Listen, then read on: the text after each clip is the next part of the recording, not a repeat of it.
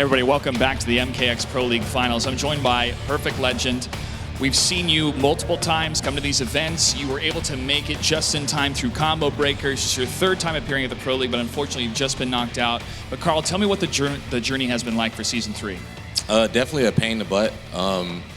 Every week I lost. I either got, top 64 or top 32, and I'll just lose. And usually I guess had bad connection or something. Well, my internet's not that good anyway from the get-go. I have 20 down and 6 up, and that's really the max that we can get. So other than that, just trying to find a strategy that works. Everything that I will use, they take it out of the game, so you have to find something else, and then they give the tools to everyone else. So it's really about trying to win with less. And, I could pick a different character, but when there's a tournament literally every weekend, it's kind of hard to find a strategy that you're comfortable with to go into it. Because then, say I could be practicing Shinnok or Trimmer or something, right? And then I go to a tournament, I don't feel super comfortable because I don't have the experience. So I go back to Kung Lao, and it's still the same situation. So it's just difficult to maintain. When the game first came out, you were gung-ho about Kung Lao. What was it about that character that attracted you to become a specialist? And over the course of the last year, why did you have to move over to Scorpion, as we saw you use in Combo Breaker and some other character variations we saw today, including Raiden? Yeah. Kung Lao, obviously, because I used him in MK, and he was my favorite. Well, MK9, he was my favorite character. But I thought that I could probably run with him, because I'm used to his tools, his spin, his hats and stuff. As far as Scorpion, I was going to use Hellfire last year, but they nerfed the character right before one of the biggest tournaments. So I was like, okay, well, then they buffed him in the recent MKXL update, and then Jitsu got a little bit better. So he goes more over my style as far as instead of how Kung Lao is. So I was able to, I guess, get fifth at Combo Breaker and get the spot here, but it's not enough to win. I think at the highest level with characters who have the better offense and stuff. How much time do you feel yourself as a professional, these other professionals need in order to really hone in to maximize the potential of these different characters and variations? I need 1 to 3 months. I personally, everyone else, I don't know, but me, I need 1 to 3 months because it's really muscle memory and just doing it over and over and over. And I don't get that. Yeah, I can play online, but I'm not playing the best opponents all the time. And it's not offline because, some tactics work online, they don't work offline. And some tactics that are good online that may work offline are not that great. So, and you can't really gauge that if you're not playing offline constantly. Because if we're playing online for the qualifiers and come here, I'm all right, well, that's not really going to work that well. So it's I think this works and it doesn't. So I have so many ideas in my head and it's hard to pinpoint one. I'm already indecisive as it is. So at this moment, what are your next steps? What are you thinking about the future? And how do you recover from a loss from today? We see a lot of people on Twitter, from social media, that still support you, still want to continue supporting you throughout your competitive career. I could just be a robot and just play Alien and everybody would probably hate watching that character. Maybe he'll get nerfed because I play him, because it's usually what happens. But yeah, I'm just play Alien and not even think and just do whatever. All right, finally, Perfect Legend, what would you like to say to your fans that do support you through thick and thin? Thank you. It's really all I can say. Normally, I'd never really felt any kind of support, even from home. Well, not home, family, but as far as the city or anything like that. And it's a lot different now because everyone's engaged and they see gaming as something that's bigger now, and they really pay attention. It comes all full circle because when I started, I never thought about that stuff. And then as time progressed and I started seeing more and more how things were developing, it's definitely very heartwarming to see a lot of support. We have some supporters here for Perfect Legend in the house, I'm sure. Let me hear you. All right, Carl, thanks again. Congratulations on making it this far. You are still one of the best competitors in Mortal Kombat X. We're going to get ready for the rest of the lower bracket finals. Back to the desk. Thanks very much, Josh. Welcome back to the MKX Pro League Season 3 Finals presented by PS4. We're about to get underway with some more losers bracket action. We're going to have Noble's Raptor coming up against the Irish Mantis from Northern Ireland. Poor old Mantis has to fight a lot of Takeda today. There was always going to be the case. There was always the scope for there to be a lot of Takeda, a lot of Shiryu. There was supposed to be 4 in total, I believe, in the original top 16. And even then now, obviously Boki's been playing it, but Raptor has been there really just gunning with this character since day one. And it has been Shiryu, so he's basically taken up against a stunt double specialist from day one against a Shiryu from day one. Let's not forget that back in the day when everyone said that Shiryu was a very weak character in the game, Raptor was the first player that just appeared out of nowhere. with the variation and got, I believe, 5th. I can't remember the major at the top of my head, but it could have even been Combo Breaker. It was quite early on, but it did kind of shed some light on maybe this character is a bit more, because that's really it. It's when the run under down one anti immediately. Very, very clean play, especially with this amount of pressure on.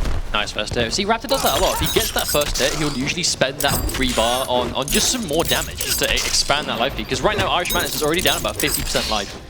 Just seconds into this first round. Oh, when he catches the anti-air back two, that's going to be a full combo. Mantis having to go for his break, and he has to use his second double just to establish some kind of control. Oh, that down one anti-air just missed, but managed to at least keep himself safe. But is that death? I think yeah, going to spend the bar. He's going to spend the bar, not necessarily to kill, but to corner Mantis, I think. I mean, like, he could have killed that meterlessly, I think, but it was spending the bar to get the repositioning. Very smart. Oh, challenges the forward one with the forward 3, and the forward 1's going to win. Oh, back-to-back NJP. You know, there's a lot of respect for Mantis waiting for the follow-up. Now, that's interesting, because normally Mantis goes for the meter burn shadow kick because he wants to use it to get some doubles on the screen, but this time he didn't go for it.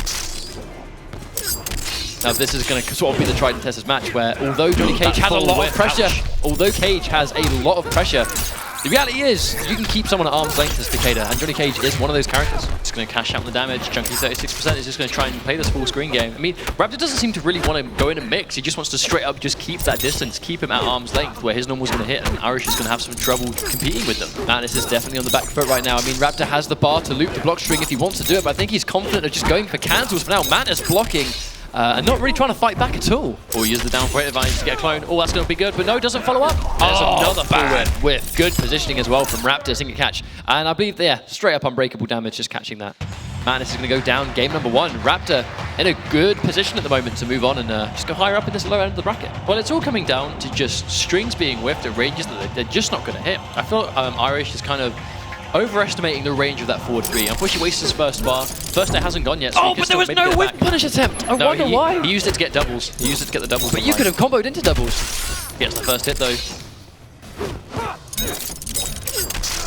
And this is what we're going to see a lot of, just that sort of kunai range. Oh, that close kunai on prediction as well, the forward 3 as well. Wonderful stuff. Say time and time again, Raptor, one of the smartest players in the business. His space, his general spacing, I mean, we saw that in the weeklies. His control to keep someone in a certain position is very, very powerful. Hang on, hard to blockable. Nope, he's not going to go in for it. No, he is. Yes, he is. Oh, but he drops the follow-up. That's absolutely heartbreaking.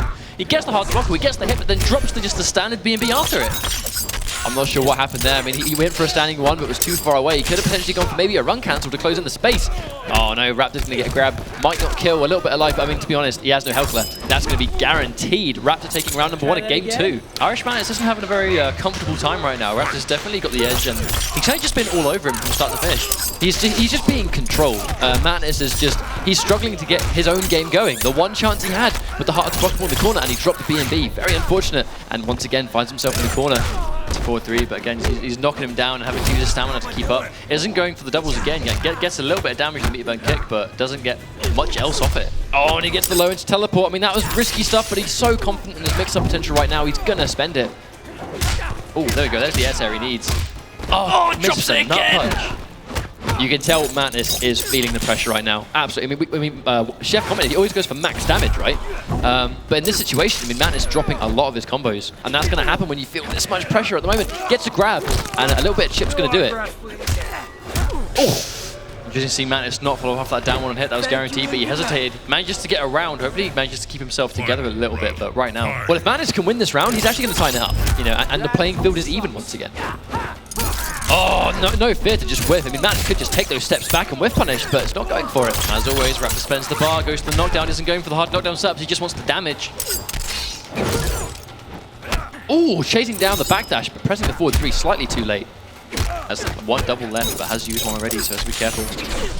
Or uses it. Oh, that teleport going straight through the meter burn uppercut right there. Unfortunately, that didn't only cost him his last double, it cost him a bar as well, and Raptor's going to go for the corner swap as well. Hard knockdown? Yes, he goes for it this time, now he has the corner to him. Oh, that's the thing. I love the grab because you almost always expect the meaty string into the kunais. He's got so much bar. I mean, this is dead. I mean, he's dead. There's nothing he can do to get out of this. 1 more bar spent, yeah. Opting to go straight for restart match. There's nothing he can do in that situation. Chip damage. I felt that was a preemptive restart match. Like, there's always the chance he was going to mistime it. It's hard to mistime, sure, but I mean, if you're playing this, like, don't just give that away. Like, that's definitely not what you need to be doing. I mean, I guess that's a 50-50, whether that sort of straight to restart match was useful. I mean, sometimes you might go, nah, go straight into the match. So he's opted to go, wait, he did mention he might think about using a little bit of A-list. I have never seen Mantis actually use A-list before, but that's what would concern me. No, he's going back for stun double. A-list is... It's, you know, some of us, we sort of coined the term J-list. It's very execution heavy. And if you're playing it for one match and you have to bet 3 games in a row on that, like if you've not played it all day, there's a chance you're not going to be ready to it. Depends how comfortable you are swapping from character to character or variation to variation. And there's always the chance that because he plays so much stun double and just Johnny Cage, that he's going to have the muscle memory of stun double, and that's just not going to translate well to A-list in this sort of situation. That lovely jump back kick though to not only secure the first hit, but getting that extra piece of bar. And there goes, that first hit bonus is going to guarantee him 41%. Ouch. Just like that. This is 1 bar on however much that did, nowhere near at the very least. Oh, good jump in. Doesn't get a full combo though. And misses the nut punch once again. Absolutely cannot be seeing that now. And there you go, Raptor's fighting back. I mean, that string, even if it's blocked, it's going to build a bar, but more importantly, it's going to push him out of the corner. Oh, hit by a raw overhead, hit by another raw overhead, and that's guaranteed chip. Raptor is 1 round away from moving on and sending Irish Mantis back home. Raptor's looking 1 round away from managing to make himself into top 8, just like this. Making it look easy right now. Irish Mantis just not able to really fight back. When he gets the opportunities, he's just dropping it. Oh, runs into the low. Oh, he's going to try and reversal. That's going to be a full combo. May as well have not used it. Losing a bar as well. There's the whiff punish. It's not much, but it's something. Here we go once again, loads and loads of cancels. Raptor has no stamina, but I mean, at this point, he's in a great position. He's got almost, oh, then like gets tagged, but not ready for the hit confirm on the hit, just going in, almost a little bit autopilot, going in for the straight kick. Is that dead? Oh, it gets on top, but no, he doesn't block the second overhead. Could that be it? That's chip damage territory. Is he dead? Guaranteed chip. He is absolutely going to go out. Raptor's going to jail him all day. Mantis going home 3-0 against him. I mean, that definitely wasn't the Mantis that we know. He just seemed to... He was very seemingly uncomfortable in the neutral.